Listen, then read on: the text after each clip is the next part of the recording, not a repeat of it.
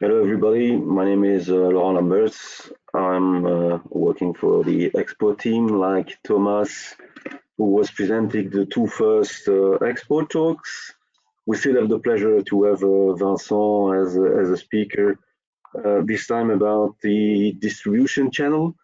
And before we begin, as you're used to, we will launch a small poll about the distribution channel. So if you could answer this poll, it will help us to have a better view on your needs uh, regarding export and sales channels. I see that 71% of you didn't worked with the sales representative or in intermediary abroad. So this session will surely be interesting for you, and I'm quite happy to let the floor to Vincent to present these channels. Vincent, you have the floor. I hope. Thank,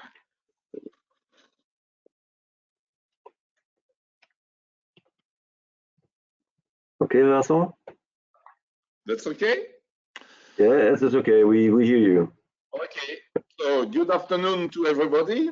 So the topics of today is choosing your distribution channel. So what is the distribution channel? But within distribution channel is of course the step that are between your company in Belgium and finally the final customer abroad.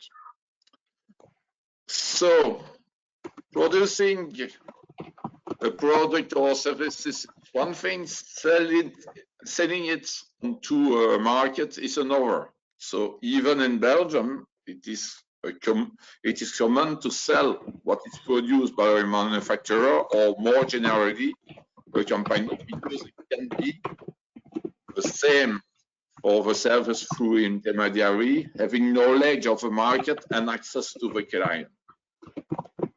It is not, I give you some example. It is not because I collect in my orchard the best apple in Belgium that my customer will come to me. Customer will come to me. They prefer to buy it in a supermarket, for example. But of course, I cannot deliver my apples to the supermarket. I have to go through a channel, and that's what we are discussing today.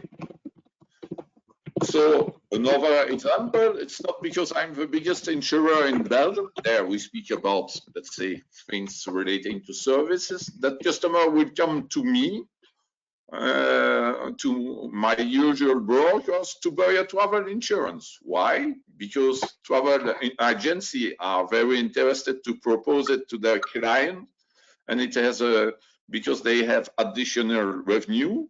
And that's when they buy at the travel agency, the travel abroad, that they are interested by such insurance. Perhaps they will never think to go to the insurer to do this.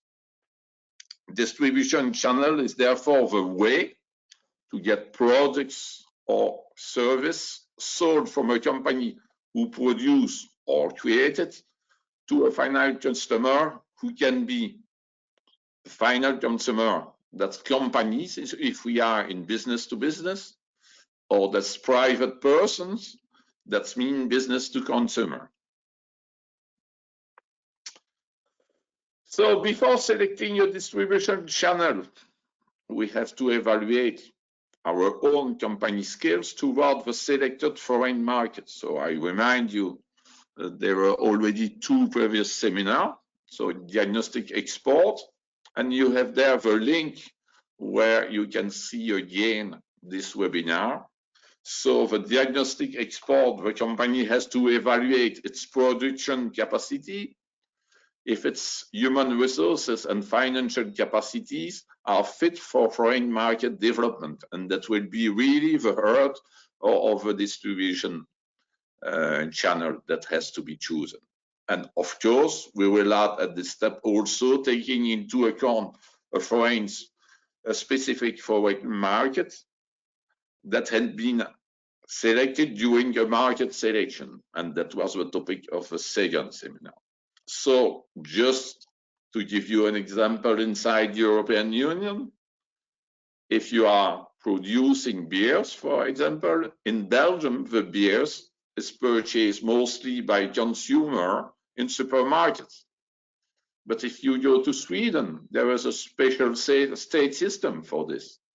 So being in touch with this special state system in Sweden, or being in touch with the purchasing departments of a distribution group like Deleuze or like Carrefour is totally different. So before selecting a distribution channel, I have to understand my product, my services, what I want to do. And so you have 3 possible market coverage possible. So that means intensive distribution. That means that the target is to have the product, the services available to buyers at any possible place. So for products worldwide, there is a really single example, that's Coca-Cola. If you are looking for Coca-Cola everywhere in the world, it's not far to find a place where it's possible.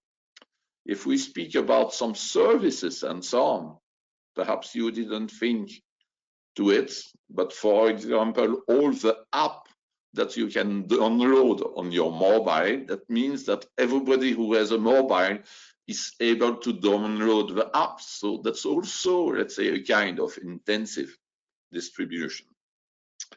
Selective distribution, that means that the target is to have a product or services available from seller on the selected market, but for whom the sellers define the key skill and profile of the people who have to distribute the products. I give you an example. When you buy Coca-Cola somewhere, you don't take care about all the man in the shop is dressed, if it's a luxury shop, if it's a cheap shop, and so on. That does not affect the product. It's totally different if you sell chocolate confectionaries, let's say praline. So if you don't have a good environment to sell this, you will not succeed. So meaning that, of course, you will not be as strong as Ferrari can be with their dealers, but you want that your chocolates are available in selected places where client has not too much kilometers to do to find your product. And the exclusive distribution, meaning that the target is that the customer find the product services only from seller having a very close connection with the company from which originated the product and services. And this very close connection is in terms of marketing, knowledge of a product and services, and after sales. And of course, this, even if it's not, let's say, for cheap cars and so on, but you have an idea also, even if you go to a dealer of normal cars and so on, you see that there is a close relation with the manufacturer or the trademark of the car. So, to choose a distribution channel, first you have also to define the control level that you want to keep on your products. Product or services. When I speak product, can be for services most of the time. Selling abroad means that the company will have between her and customer one or several intermediaries. I just give an example. If you are buying some bananas in a supermarket, the bananas are purchased, for example, in South America by a very big brand and a very big group called Chiquita. This group shipped the bananas with vessels and so on to Antwerp. In Antwerp, that's not every retailer who go to buy the bananas to have in their own shop, meaning that there is a big company in Belgium who receive all the bananas and then they sell to some other company that are in region or in province and so on.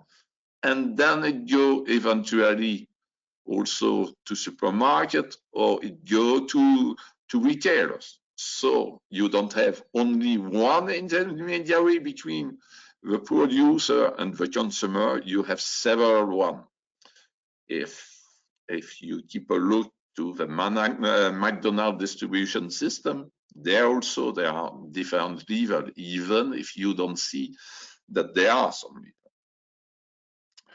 It is therefore necessary to define if a company wants to be involved in the process of commercialization on a foreign market and what she's ready to invest to do so, or if it is wanted that intermediaries take charge of everything without any control possible, what is very dangerous anyway. So let's say we will see further that there are some, we name it traders, they will take your goods and you don't know what it becomes. I give you an example. In Liège, there is a trading company for this. And this trading company, there are some buyers, they want to have some Nutella on the market, but they don't want to pay the price of Ferrero. So what happened? You have somewhere in the world some stock of Nutella that cannot be sold, and this company is specialized to find this kind of product who are not anymore under the control of a producer and to buy it for cheap because nobody wants it where they are, and to drive it back in market where it's possible to commercialize it. So this is very dangerous, and that's when the traders are involved in such a thing. Commitment level. We will speak there for all the intermediaries that will be outside the organization of the company. So being present abroad means that there are various costs according to the way chosen. There are different time duration according to the intermediaries. So it can be, some can be for short time, or the time to position yourself throughout the market. Some are in the long time relationship. We need some specific distribution contract to be negotiated. And for this, the company need also the skills. And there are different safety measures to protect trademark, product and services knowledge, money invested in a market development. It's not good if you have an intermediary foreign, he buy your product and then after he copy it locally and sell it without telling that it's not anymore your product. Let's say that's really things that happen in some countries, and that's not good at all. So all this commitment level have to be examined according to the control efficiency possible by all resources of a company. When I mean own resources, that's own personnel, or you are able to pay from your company third party to control these things.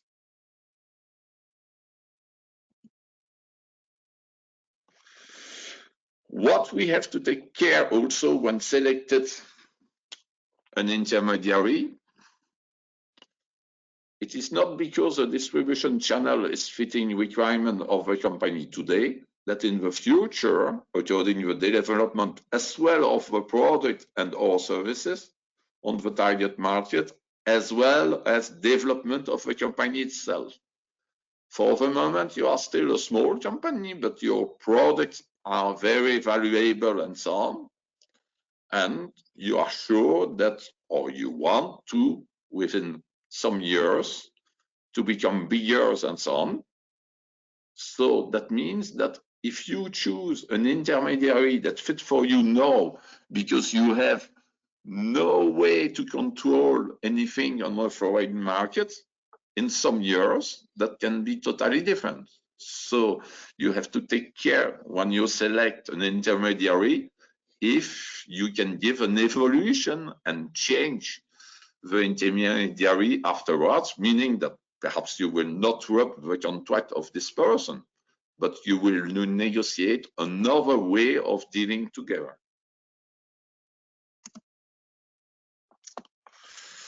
So the selection criteria of an intermediary on a specific foreign market.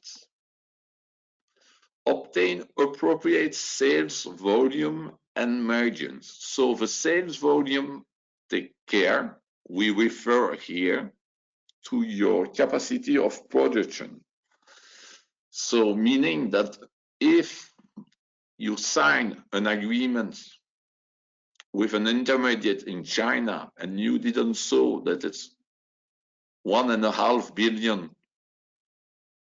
potential consumer, and really he gives you really big orders, that was not the intermediary that you were looking, because you have a limited capacity of production. So perhaps you have to change your way of approaching the market, or perhaps, let's say, to try to find a niche market and so on.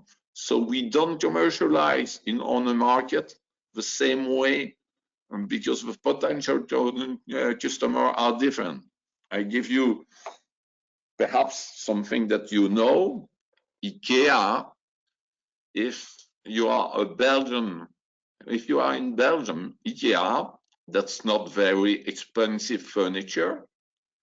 If you go in Eastern Europe, people are proud to have bought from IKEA, because there it's recognized as already a kind of luxury product. And I know the case of Vietnam, where they were not present. People were looking for their products, so they were ready to pay to have this product. And as they don't find in Vietnam, they try to have it on another market, which is also a risk in my distribution network. So obtain appropriate same volumes, sales volumes, and of course margin. You don't go foreign to lose money.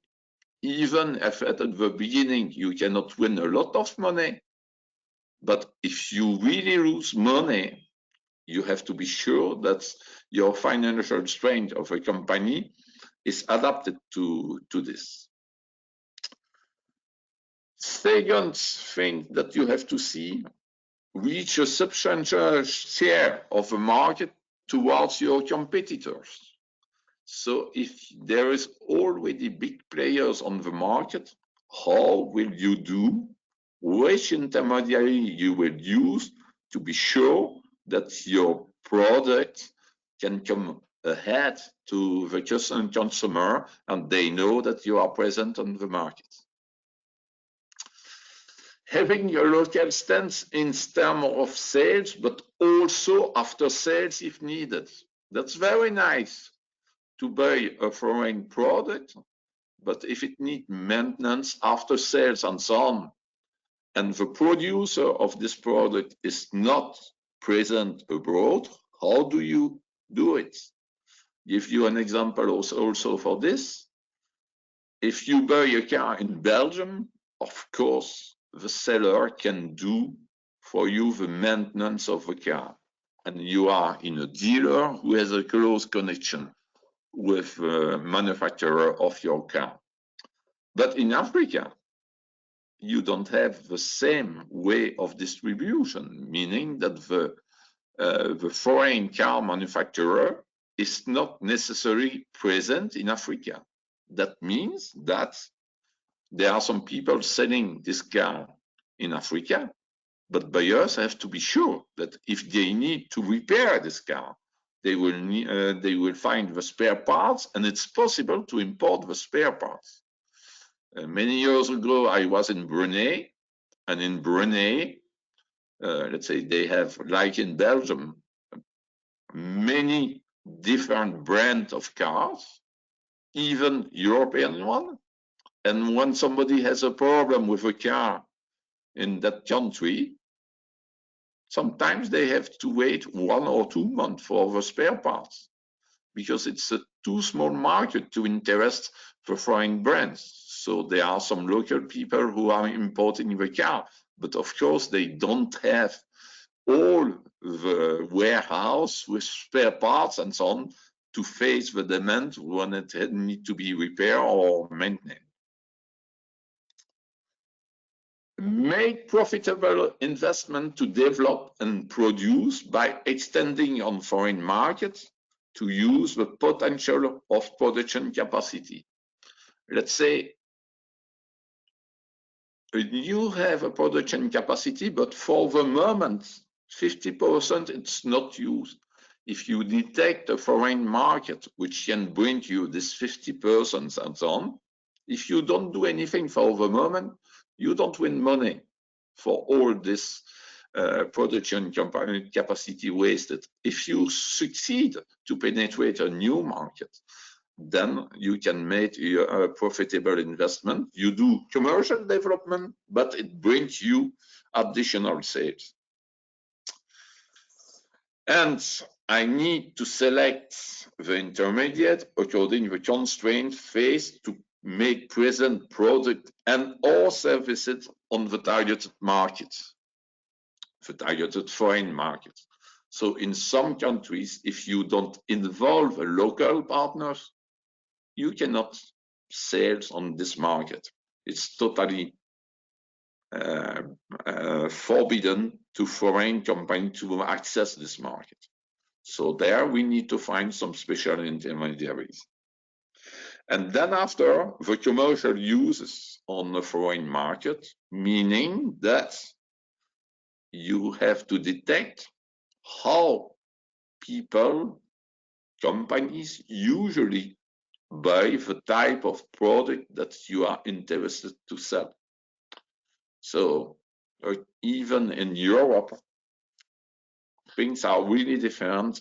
If you are around Belgium, if you go in the Netherlands for some kind of product or services, if you go in Germany, or if you go in France, that's totally different.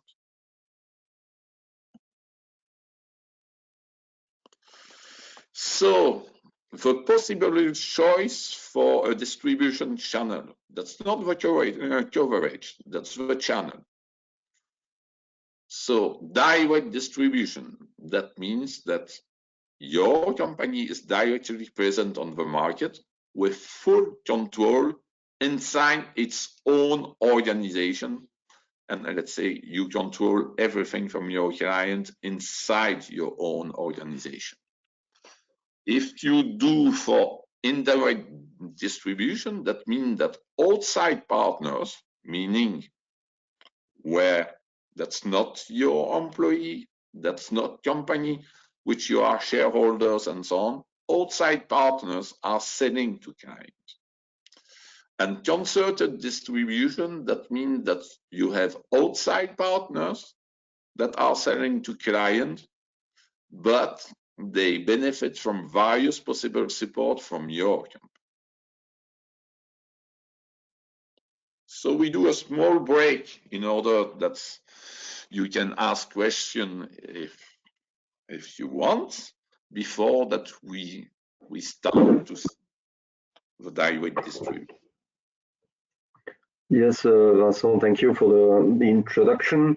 We have no question for this first part, and we asked the questions to the audience. Okay. We have already asked them if they had intermediaries abroad, and we would like to ask them also if they have distributors or people that are selling their products, but also in Belgium. So we will launch the poll to have a better view on how they trade locally also. And so if you could choose between the different type of representation that you have in Belgium, it would be interesting. I hope you will vote. And I see that a third of our participants, it moves, sorry. We are 25% for the work with a representative, 25% that work with a branch, and the rest regards, a majority regards e-commerce. So e-commerce is one of the biggest sales channel for the moment. I can understand that the COVID is pushing our sales to the electronic relation. So we make, let's say, Vincent, 5-minute pause, and then yeah, okay, that's fine.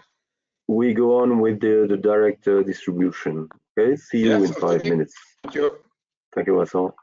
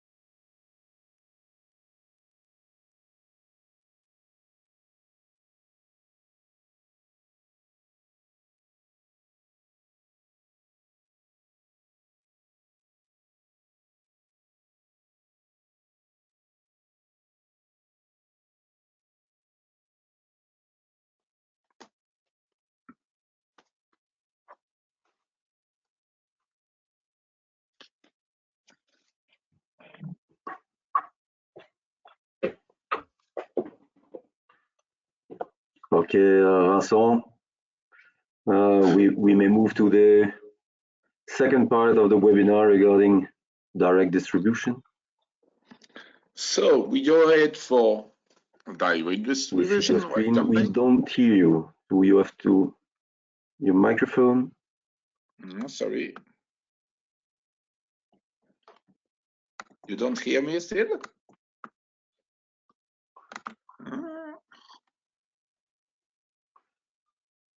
You still don't hear me? Yes. The microphone is still asleep. No, we hear you, Vincent. It's okay. Okay, that's fine. Because from my side, all was okay. So No, it doesn't work. Check.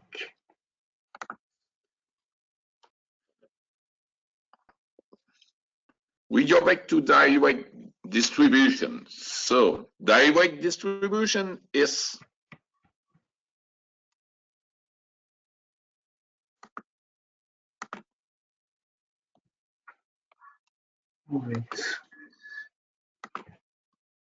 direct distribution.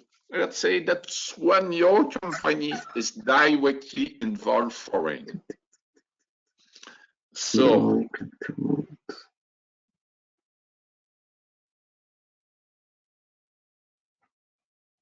Vincent, it should work.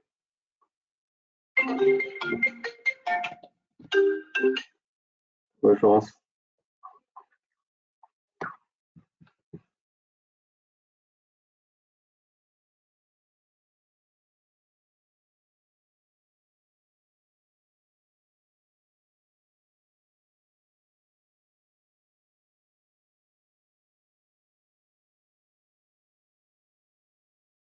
Oui, Vincent, on ne t'entend plus là. Il faut que tu remettes ton micro.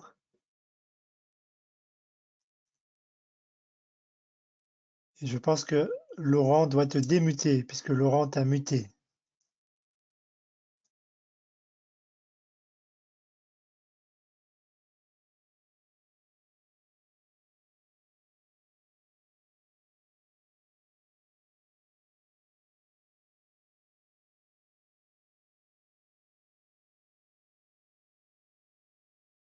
voilà, c'est mieux.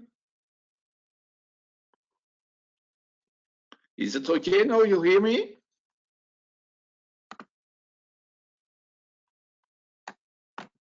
Yes. Yes, everything is fine.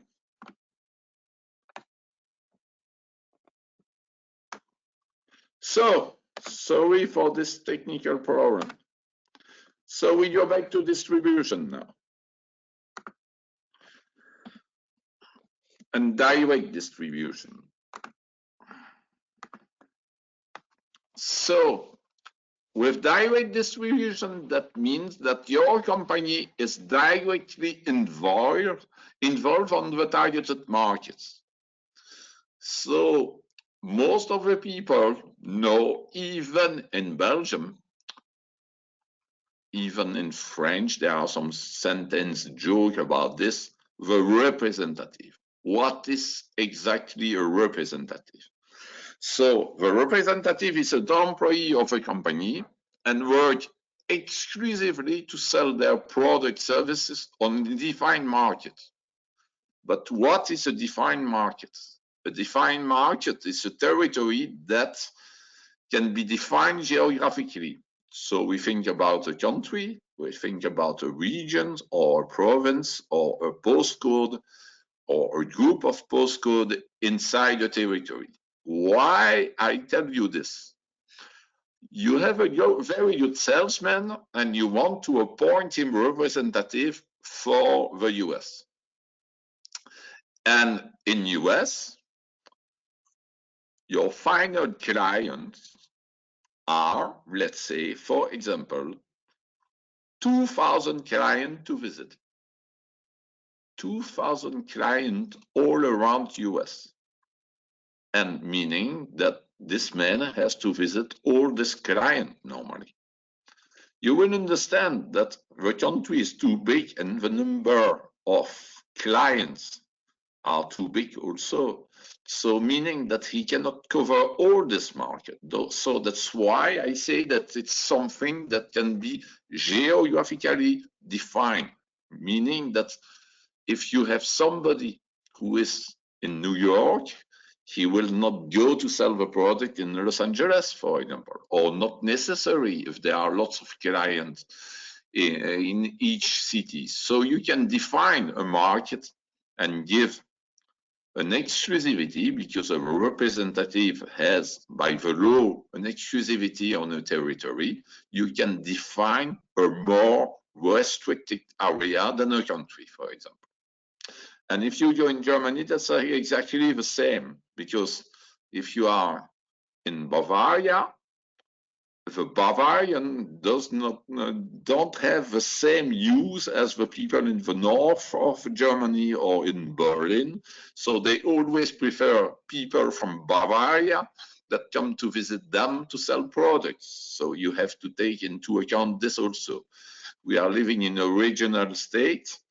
We know that Belgium is very strange according to the region and the community, but don't think that some countries that are presented as a united country like Germany or US have the same use in all the part of the territory. There are some specific approach that you have to meet through the good intermediaries, and that's why, let's say, you will divide a country in several territories.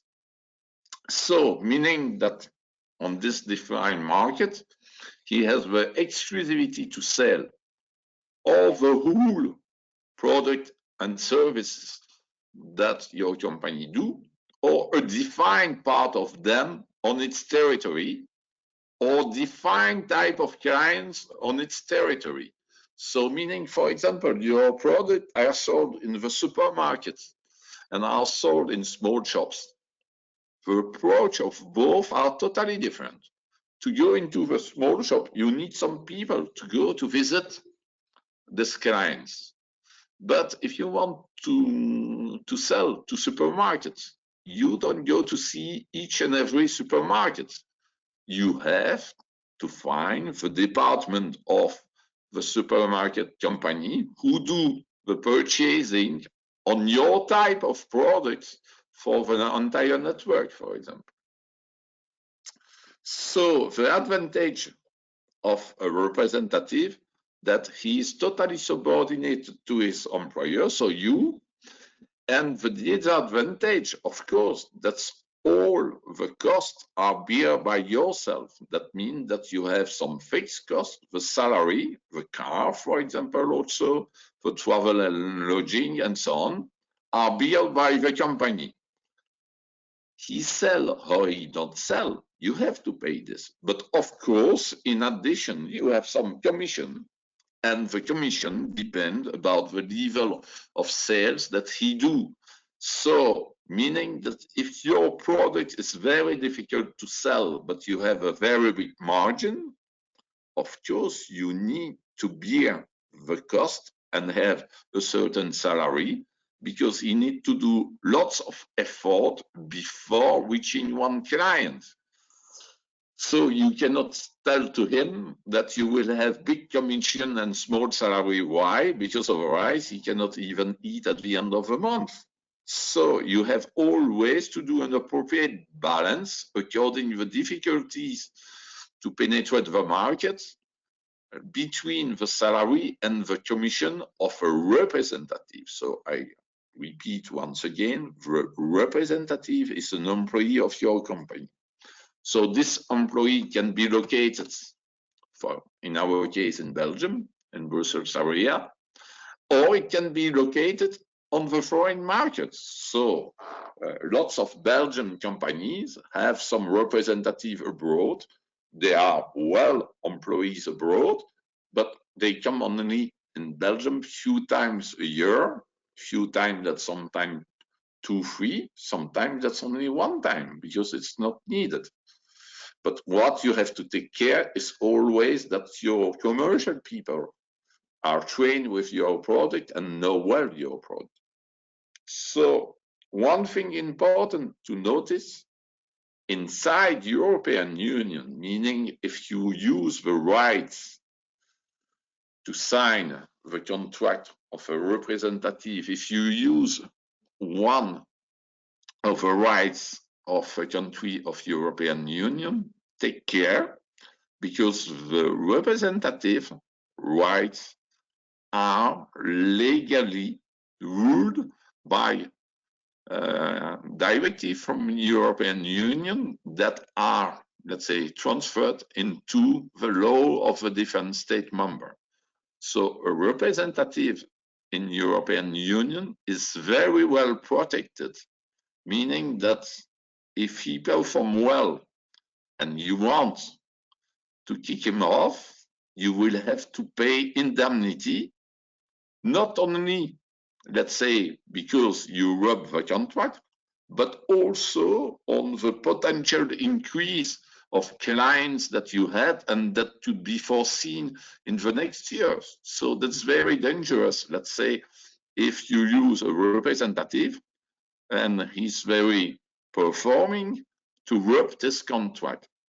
Alternatively, as it is somebody employee from the company, if he stay too long in your company without performing, you will have also indemnity because he stay during a certain time in your company. So all this have to be balanced. So don't forget, the representative is a person, a physical person. So you have to take care. Is he able to cover the territory that you assign to him within normal hours of working? Second type of direct distribution, and we often confuse these two types of distribution because in the common language, representative and agent and so on, it seems to be the same. It is not. So an agent is not a member of a company. He has signed with a company an exclusive contract to sell the product on a defined market. A defined market, that means, once again, a territory that can be defined geographically. So once again, that can be a country. It can even be several countries, because in the past in Belgium, we were used sometimes to have some intermediaries for Benelux or for Belux, Belgium, Luxembourg, and so on.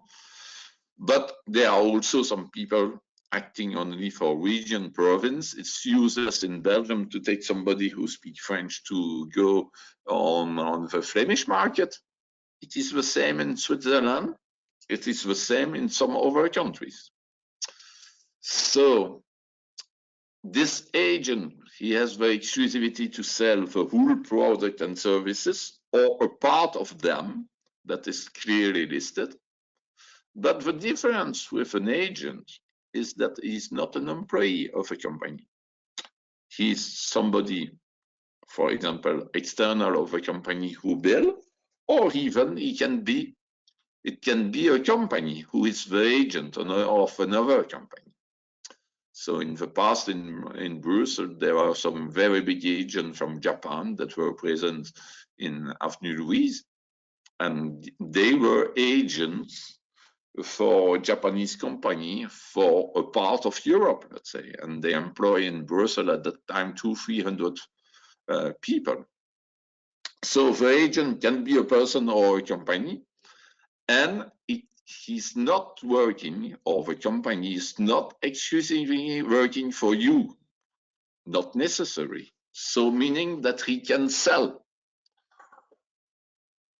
products or services from different companies, being understood that they cannot be your competitors. And what is the interest of this?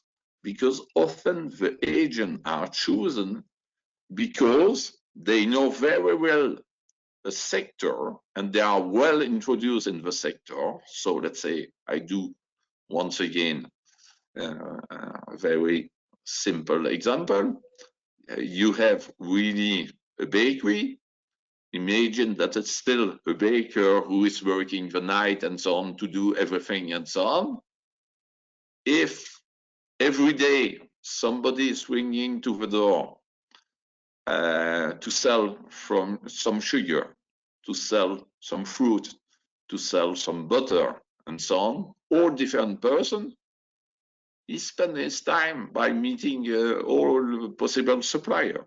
No, what is this system in such sectors that somebody who come with a large assortment of product from various suppliers, and let's say he has the door open to see the person was interested to buy, and of course, let's say he registered order for different companies, but of course, different companies, not competitors.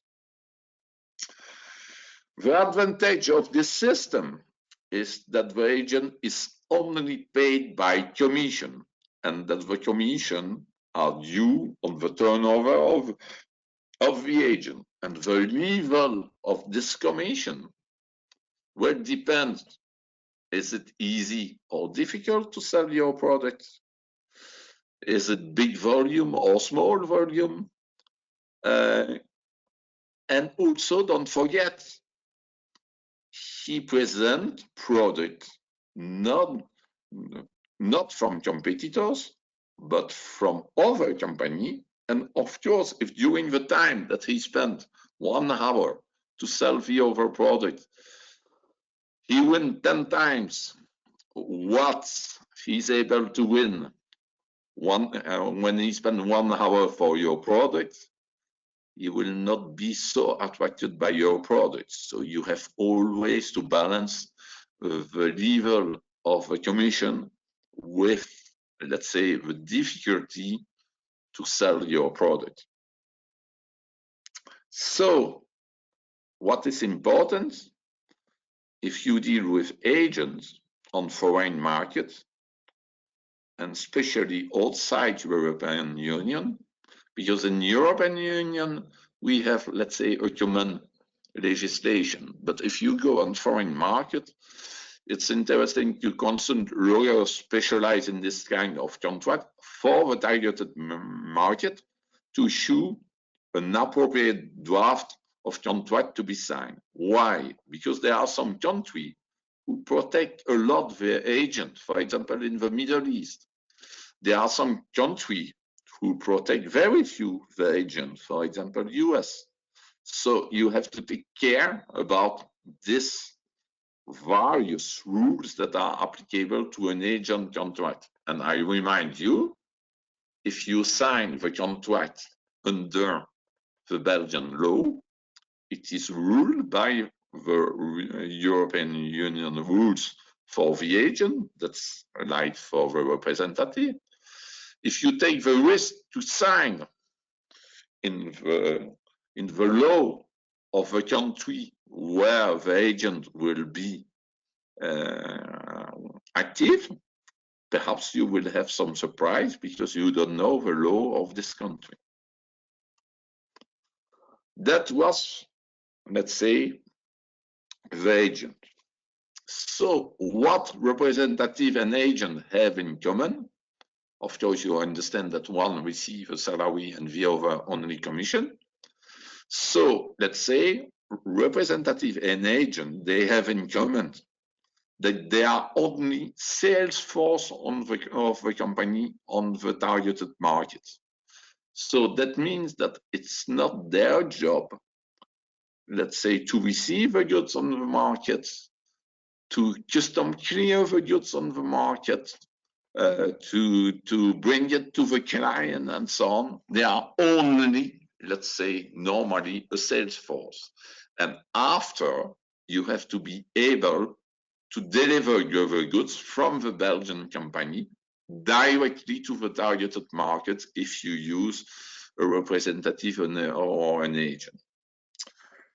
What is common to them also, they have an exclusivity on a territory. We speak long about this territory. So don't always sign for a country take care about if a country is too big or if there are very different compartments on this market or different language and so on. That's important. What is common also to the representative of the agent? To have their commission due when contract or order is accepted by your company. So normally you cannot give, let's say, or pay the commission when you receive a payment from the client. When they succeed to sell and you acknowledge the order or sign the contract, the commission is due. What is common also? To have their right protected at the level of European Union if contract of employment for the representative or agent is signed under a EU member country law. Once again, I repeat, they are not involved in any other activities than the sales. And last point, company is not physically present on the target market. So you don't have a warehouse, you don't have a shop, you have only somebody who visits the client. So important to know, any other denomination, such as in French, délégué commercial used in Belgium, then representative or agent are not protected legally in European Union according to the European Union rules of agent and representative. And therefore, only content of a contract will be binding in this case. So only if you sign a contract of agent or a contract of a representative, the EU rules for these two intermediaries applies to you. If you have signed under other denomination, it's not the case. Take care, that's why I put it in French, délégué commercial, because when you translate délégué commercial, it becomes commercial representative, and representative is protected by the European Union rules. So take care about the translation also. So let's say something that in Belgium is clearly defined, separate if you are a representative and a délégué commercial. If you don't take care when you translate it, you risk to have a surprise. So let's say one step further, and only for a very few companies, but there are some subsidies, let's say, for this kind of thing and so on. We have a possibility to settle foreign what is called a representative office. That has not to be confused with a representative. So the representative office, it's a place where the company officially registered in a foreign market. But what you can do in the representative office is only to present your product or services to potential clients. But all the sales order and contract must be done directly from the company in Belgium, meaning that this representative office cannot sign anything by themselves, cannot be involved in this. That's only a place where you can present the thing. Let's say at the level of a company, a representative office, it's a little like an embassy for a country. That's a place where you are present. You can do things, present things, discuss with people and so on, but you cannot do business from that entity. And the advantage of this representative, if you are in some sectors, is that the prospects have a direct contact with the company at a place inside the market. So you have well office in this place and so on. So representative office are not the most common way to make known the product foreign, but for example, for some people who have to present, let's say, their product, sample of their product and so on, it's the first step where through that representative office, you can go through the custom at importation just to present the product, but you are forbidden to resell the product on the territory, meaning that, for example, if it's, let's say, furniture and so on, when you finish to use it, it has to exit the territory, or you have, let's say, to find an arrangement in the country and to pay tax.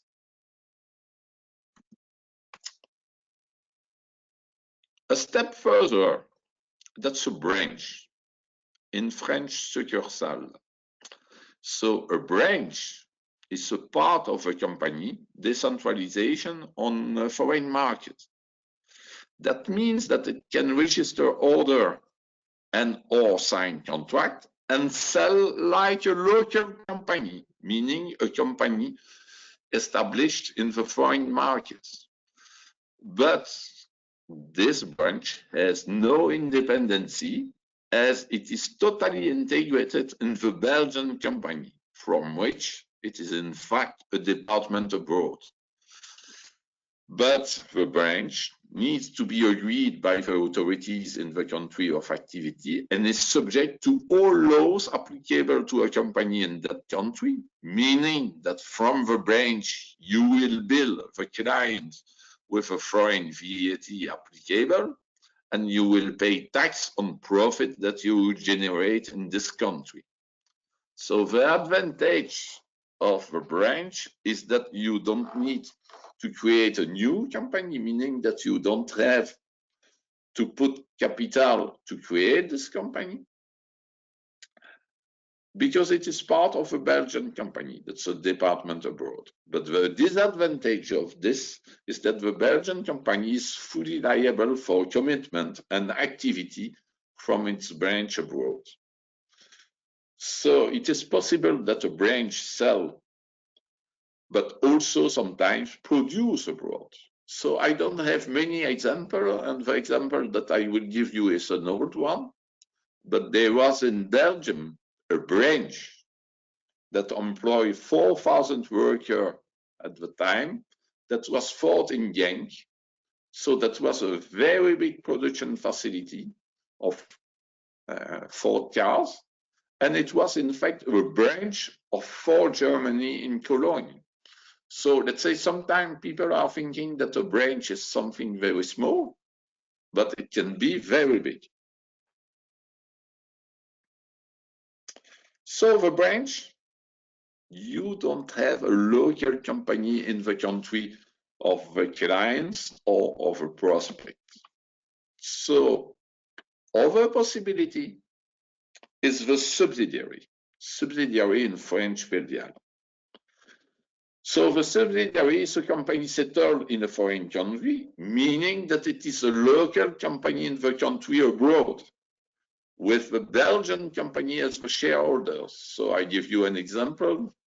If you go to ING Bank in Belgium, you can think that ING is Dutch, but no, the bank in Belgium, ING Bank SA and V, is a Belgian company. So let's say it's totally independent from ING in Holland, but of course, ING in the Netherlands is shareholder of ING Belgium. So if it's your case and you have a subsidiary foreign, or you want to have a subsidiary foreign, Belgian company control the subsidiary through shareholding links, but foreign rules are to be complied. So meaning that sometimes, for example, if you go in India, if you go in Turkey, you create a subsidiary, they will oblige you to have certain type of employee and so on, even if you don't need it. But it's a rule in the country. If a foreign company creates a subsidiary, they have to respect some rules in order to be authorized to open a subsidiary. So meaning that the subsidiary has to pay also all the tax and respect all the foreign local rules, and is responsible of it toward the authorities. So should the subsidiary face problems of any kind towards its contract or commitments, contract that's with a client, commitments that's legally, Belgian company is not involved, meaning you are not responsible in the Belgian company, except if the Belgian company gives any guarantees to cover its subsidiaries. And this, let's say, covering are sometimes requested by authorities or even by clients. So just to give you an example, some years ago, I was dealing at ArcelorMittal in Luxembourg, a contract for ArcelorMittal in Kazakhstan, so to deliver equipment to ArcelorMittal Kazakhstan. And I was asking guarantee from ArcelorMittal Luxembourg in case ArcelorMittal Kazakhstan failed to respect the commitments of the contract. And the answer was at ArcelorMittal Luxembourg, no, we don't cover our subsidiary in Kazakhstan. So meaning if the own shareholder of a subsidiary don't want to give guarantees, why I have to take risk as supplier?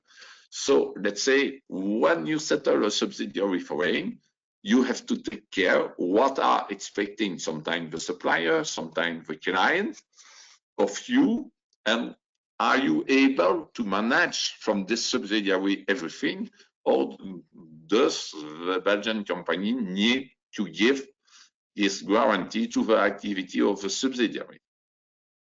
And so, meaning if you have given no guarantee to cover the obligation of your subsidiary, you cannot be liable in Belgium for something that happened in your subsidiary. The same as branch, it is possible that a subsidiary sell, but also produce. And most of the subsidiary around the world is to produce materials and so on. So just to give an example, Mr. Trump some years ago mistake about things. He saw that there were a lot of BMW cars in US and he wanted to rise the custom tariff on import of BMW in US, but he was mistaken because this BMW were produced by BMW in US, meaning that the subsidiary of BMW in US is an American company.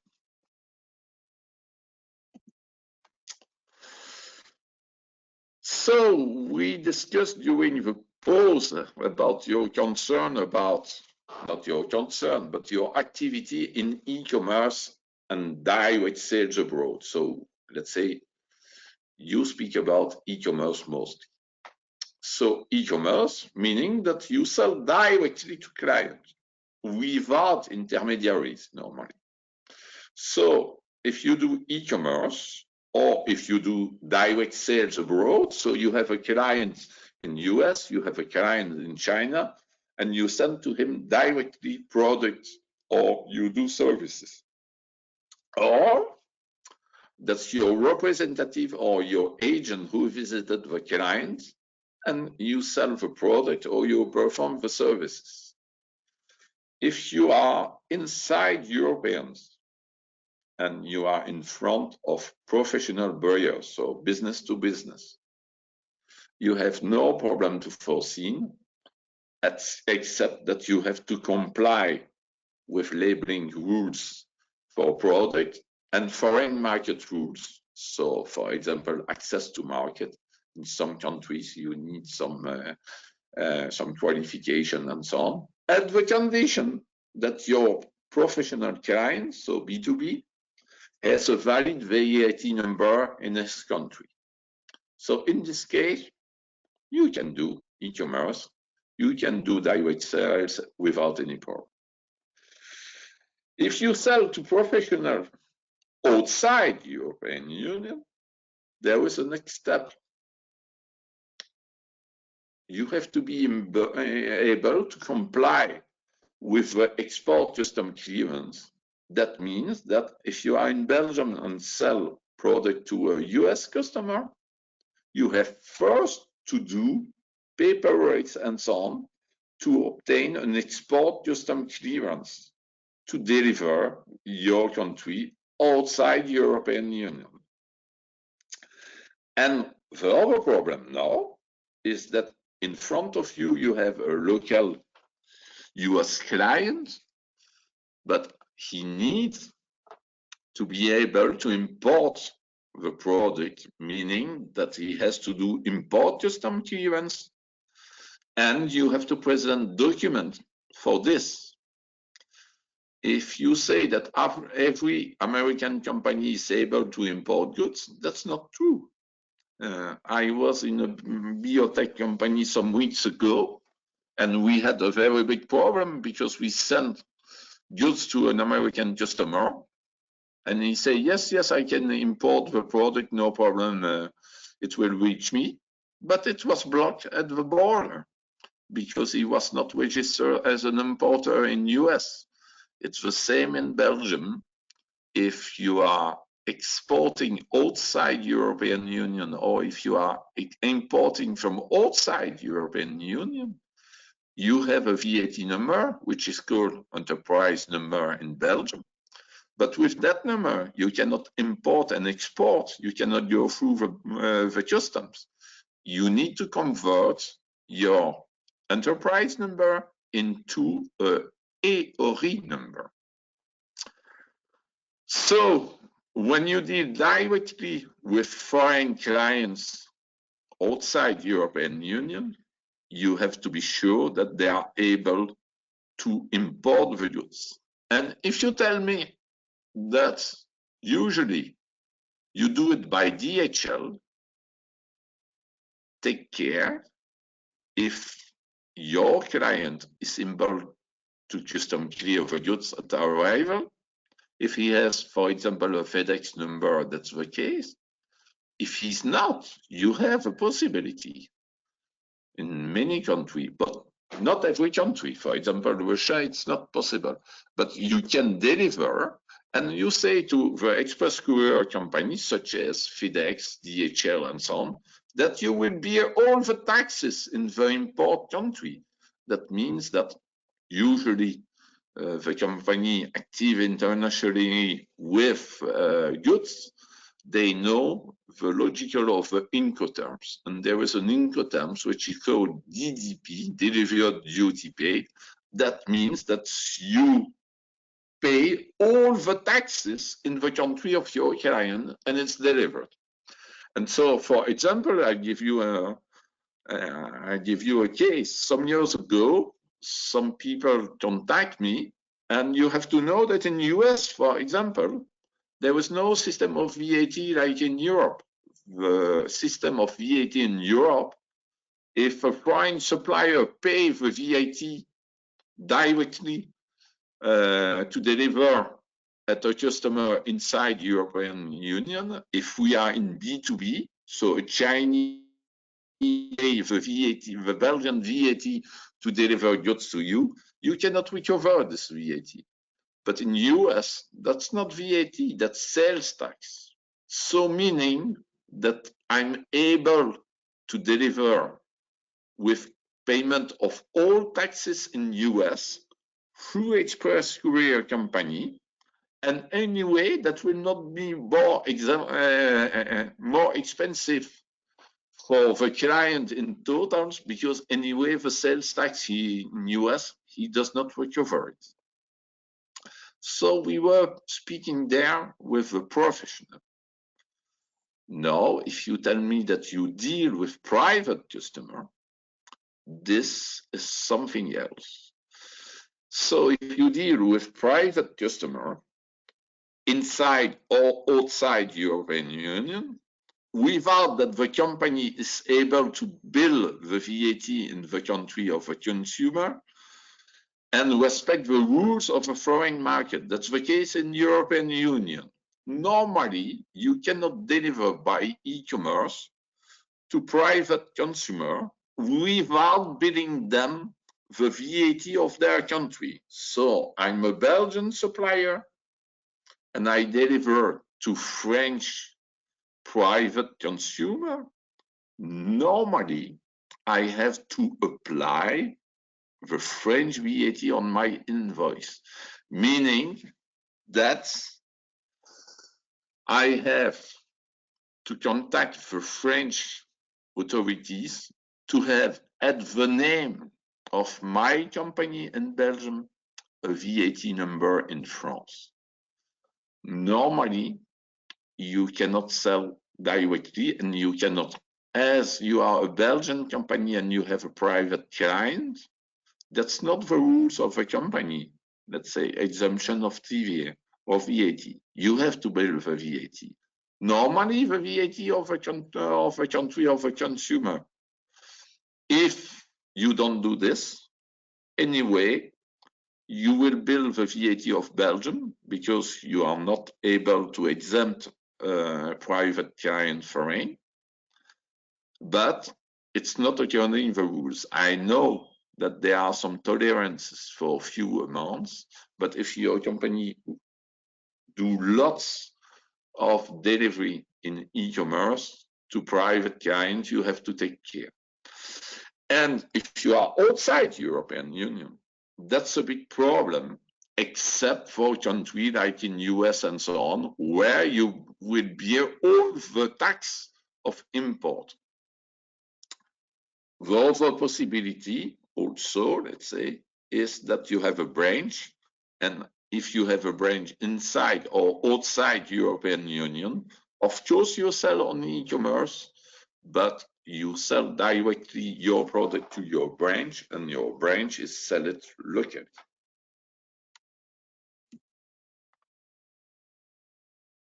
Perhaps a small break for some question about the direct distribution, if any. Yes, thank you, Vincent. I have a question regarding the EORI number or EORI number. Yeah. How can companies obtain this number? That's very easy. Let's say I have even the link. If a person who has this can let his email address, that's only a link that you have to go on the website of SPF Finance, and Okay. let's say you fill a document, you scan it, you send it, and automatically your on enterprise number, VAT number, is converted in EORI. Okay, so it's the VAT number that will be activated, let's say so. Yes, yes, but let's say I speak about converted, because when you speak at the custom, we don't speak about numéro d'entreprise, we speak about EORI number. Okay. A custom officer speak about EORI number.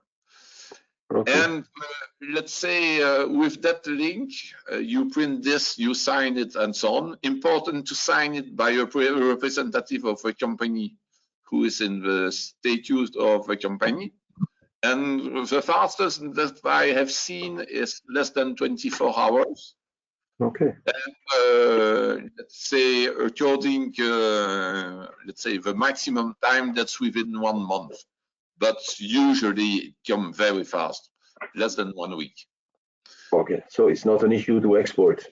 No, and that's a big advantage of Belgium, because the same in Germany, you have to provide a file at the custom with description of all your activity, what you import, what you export, lots of data and so on. In Belgium, that's very simple. Right. Nice to hear this. So we make a 3-minute break and then we go on with the third and last part of the webinar. See you in 3 minutes, let's say so. Yeah. Okay, see you.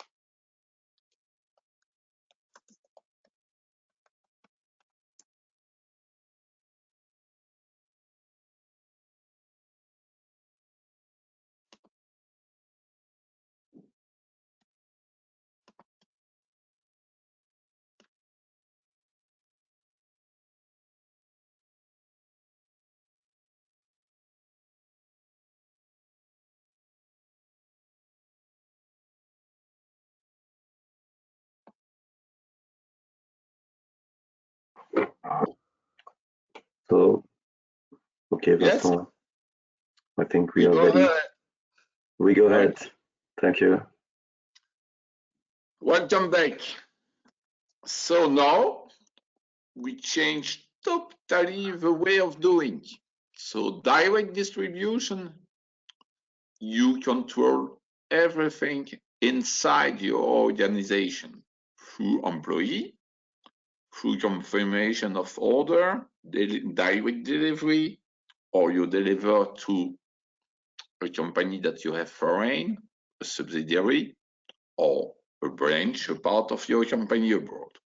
Now we are discussing that you are involving outside of your organization companies.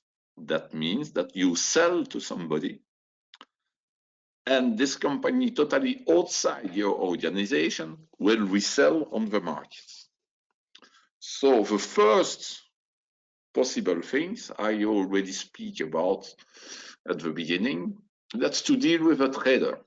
So the trader, you don't know perhaps from where he come, but he saw your product, he's interested by your product, and he say, dear sirs, I'm interested in your products. Is it possible that I purchase? What are your terms and conditions, and so on? And he's located somewhere, can be in Germany, can be in Dubai, can be here. And if you don't take care, you don't ask him for where he buy, and in fact he buy to deliver in a country that you are not even aware, because what he tried to do is always to build a wall between you and the client he has. So I give you an example. Many years ago, I was working in steel industry, and there was a company in Belgium, trader, buying from us some steels, and they say, we ask, and then they say it was for Argentina, and one day during your visit to one of our clients in Italy, we find this product. So meaning that he was our competitors, let's say, inside this client. So trading company, they are usually named as trader.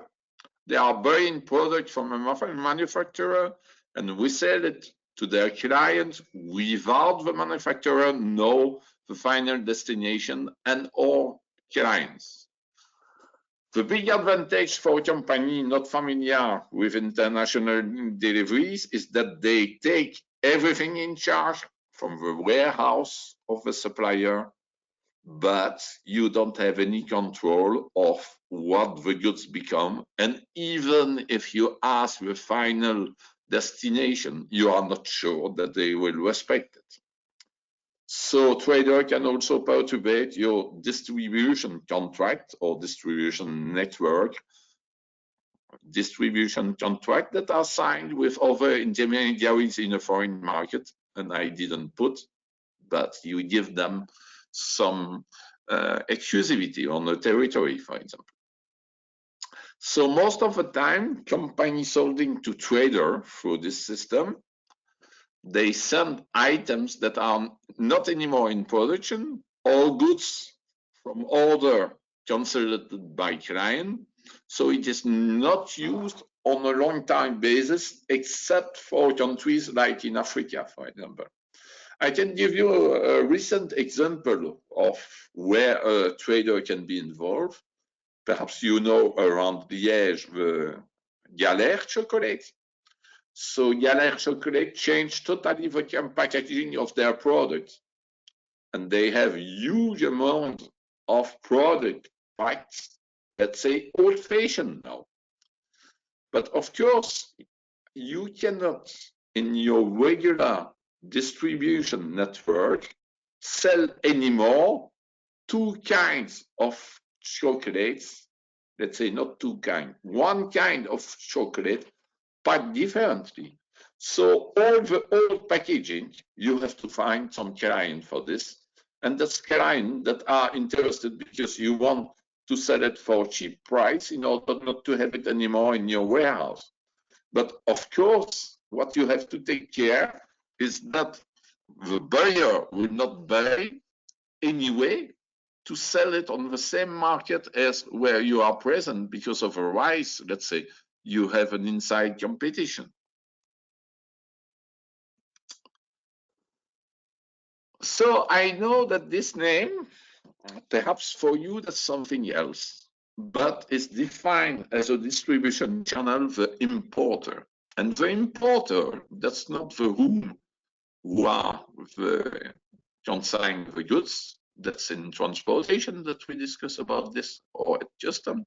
So the importer in the distribution channel, what is it? That's an intermediary located on the foreign market who buys and we sell locally for its account. So meaning that he comes to you, he's interested by your product to sell it on its markets.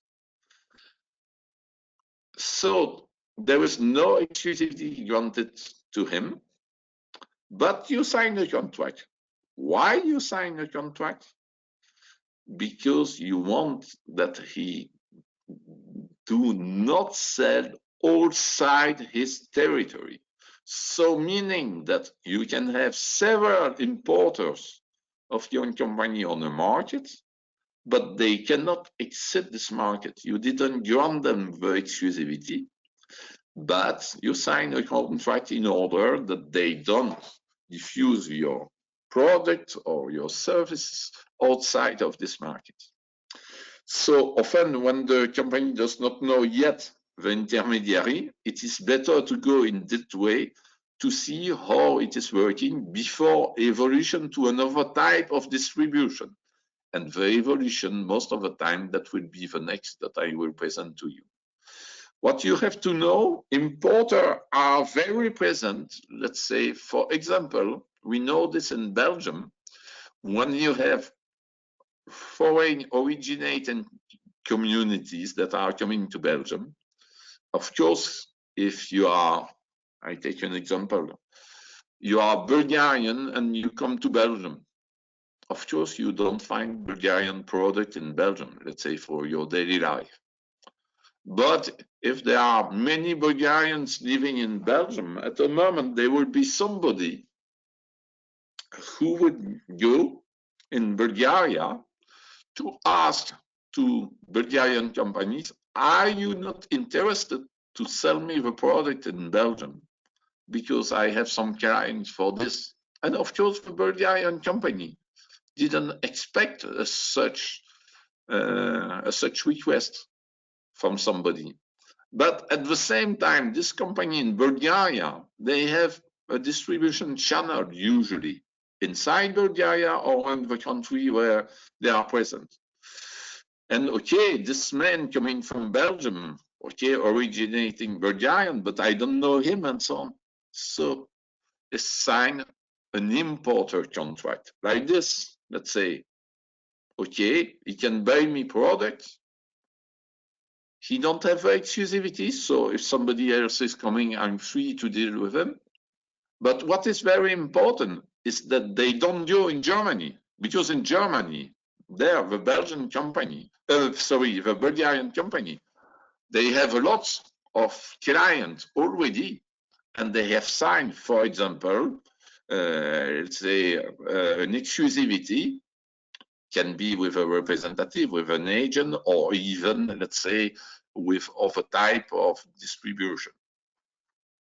So this is why, let's say, we go through importers. Usually, the importers are used during a certain time, and of course, as you can have different importers, at the moment you choose the best one. So another kind of importer, and then it's an exclusive importer, also named dealer. So that's an intermediary with whom the company has close connection. why you have close connection with that intermediary? Because there is an exclusivity on the territory granted by yourself to this exclusive importer dealer, as well that you bear some costs of market development. And these costs are, when you have a dealer, an exclusive importer, you transfer to its employee the product and service knowledge on your product, so you do trainings for them. And also, let's say, you will take a part of the cost of the marketing on the targeted market. And you will allow this company to use your image of the company. So meaning that client consumer does not see that he's not dealing, that they are not dealing with the manufacturer's company. Just an example that you know around Brussels, the praline Leonidas, if you go in Germany, if you go nearly all around the world, you have Leonidas shop. Of course, this Leonidas shop are not, let's say, that's not Leonidas in Belgium that have all this own this network. They don't have in property all this network around the world. They are working with an exclusive importer. Why exclusive? Because they cannot deal with other chocolate. They have to deal only with Leonidas. So most of the time, it's or a dealer, an exclusive importer. That could be also a franchise that we will speak later on. So in return, the exclusive importer dealer will take in charge aftermarket service. If you are in this area, you need to do maintenance, you need to give warranty on your product and so on. So you have there somebody.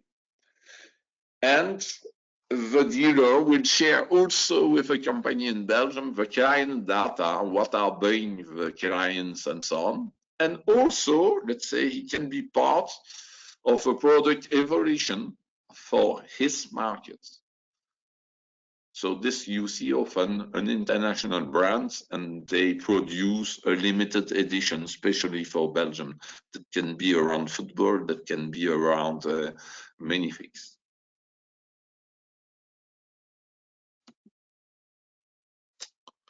Now we are at the last step.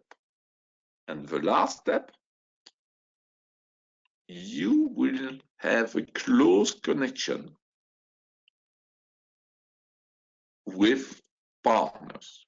So concerted distribution, the concept, what it is, that's sharing or made over to bear the cost to develop on a foreign market. That can also be applied to the national market. We know this in Belgium as well. So, first well-known system is the franchise. So the franchise means that the Belgian company allowed to a third-party company the right to sell its product and services and use its brands and names toward the customer. When you go to a Carrefour Express, you have a feeling to be at Carrefour, but the owner of this Carrefour Express, it's a franchise from Carrefour. So meaning that he can use the name Carrefour, but behind this shop is, let's say, a private company with no link with Carrefour. And of course, they pay everything. Even they pay to Carrefour all the advertisement things, all the panels and so on. Perhaps they buy from them also, let's say, all the equipment for the shop, because Carrefour want that all the Carrefour Express are the same.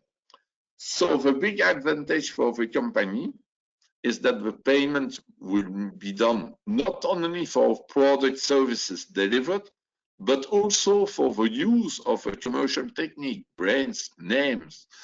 and that the franchisee, so the one who takes the franchise, has an exclusivity contract for a territory. We speak in international business here, in exchange of being totally connected to the organization of a Belgian company, meaning that he cannot source anything outside the franchise contracts. So furthermore, the Belgian company who run the franchise will receive royalties on the turnover of the franchisee, meaning that it's thanks that you hold my name that you are able to do all this turnover.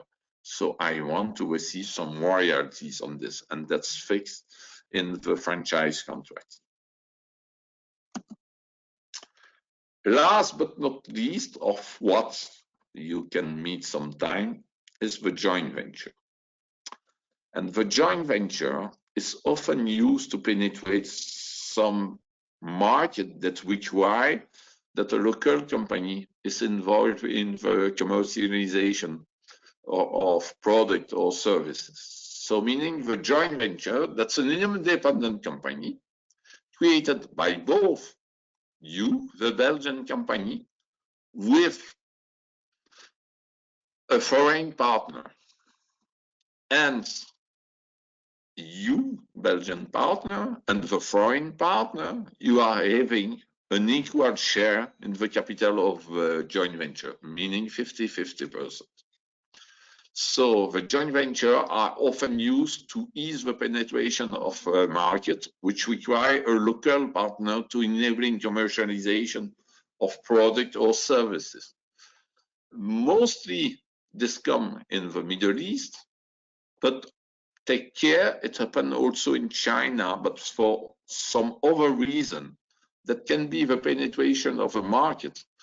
But often the Chinese, if you are a technology company, they condition, let's say, the access of a Chinese market to a joint venture. And the partner of a joint venture, you have risk that they try to take the content of your product, the knowledge of your product, to do it locally after. So there are many examples of this regarding the Chinese market. So the joint venture are sometimes a way for foreign company to have access to your knowledge and so on. So you have to take care about this. So this kind of collaboration requires specific attention, as a contract to create a joint venture is quite difficult to manage, to balance the right and obligation of both parties equally.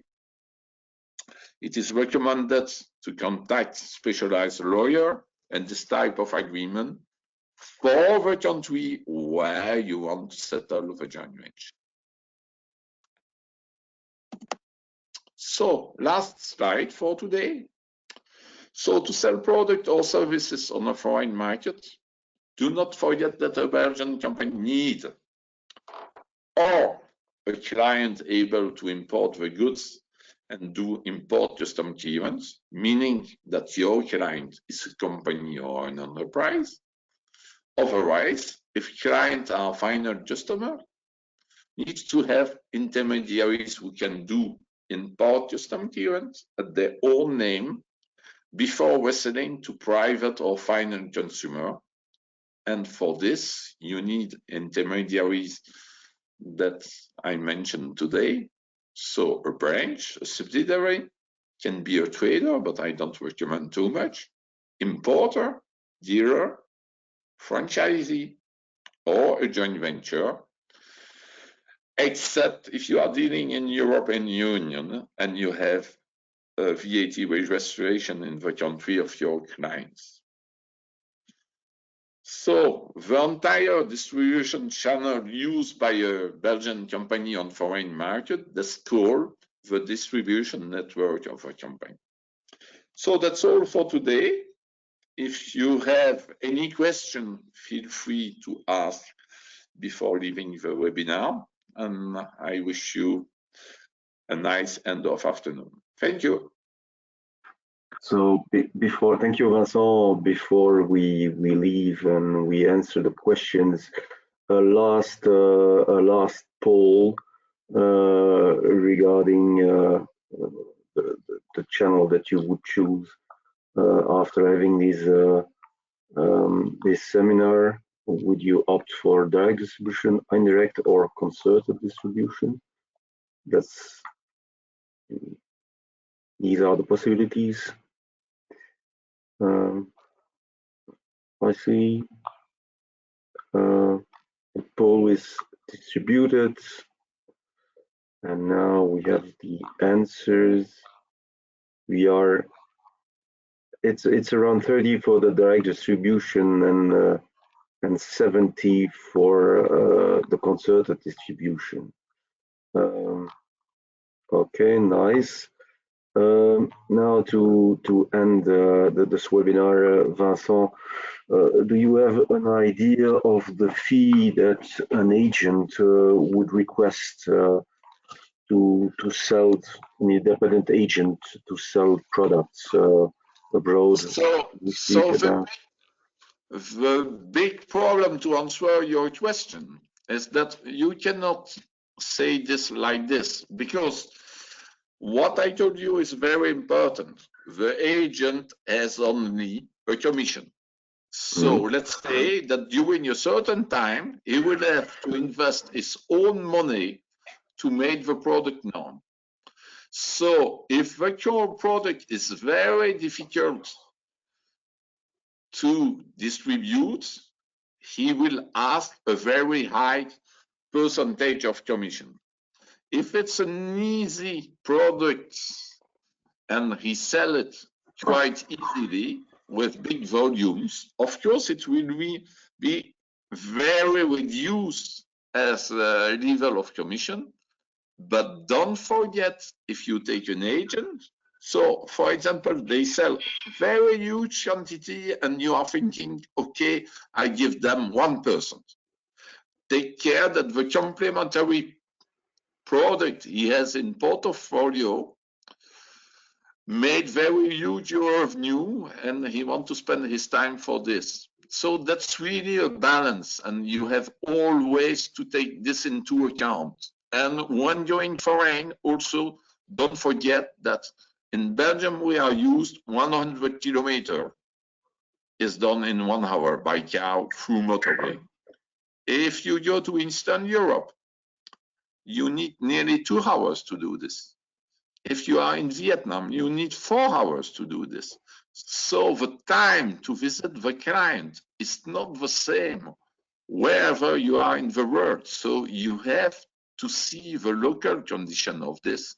And if I have really something to recommend you, is really not to think to give an entire country to an agent, but really try to see which area is the best in order that it will reduce area and it doesn't have too much fixed cost to make your product known. And thanks to this, let's say, you can have an idea not to give too much. So that's the most thing. And of course, let's say, if you win a lot of money, you have lots of win on your products, the reality is very different that if you have a very small margin. So that's why also you have to select carefully the product or services that you want to sell abroad. Perhaps it's not all the activity of your company, but really some type of product. Okay, so nice. That's difficult to say.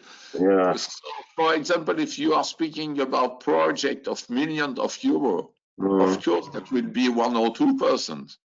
But somebody who is selling chocolate, if it's not known and people on the market does not know this chocolate, perhaps he will ask a lot at the beginning. That's why also sometime, as it will be the theme of next webinar, that's why you have to integrate all this in your cost also. So that's why sometimes you travel foreign and you see that a product that is sold very cheap in Belgium is very expensive in another country, or opposite. Okay. Okay. And another difficult question, what would you advise to someone starting to export regarding the distribution channel? Is it better to have indirect distribution or direct distribution? Is But there? somebody who starts, and let's say I speak about Wallonia and Brussels mostly for young companies and so on, you don't have a lot of money inside the companies.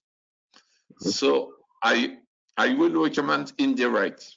And indirect through which channel? Mostly, let's say, if we speak with for the goods, with an importer, and really trying to find somebody good in the market. And there are lots of good people. And even I'm sure that's, let's say, people of Hub Brussels abroad, not for all the kind of product or services, but they have some list about, let's say, some importer that are goods on some market. Okay. So you also introduced our on next or upcoming webinar about the sales price, the export price that Yes, will of be course. by next week. I don't see any other questions, so we'll see each other next week. Thank you, Vincent, for You're this welcome. It was a this good pleasure. presentation, and see us all next week. Thank you very much. Bye bye. Thank you. Bye bye.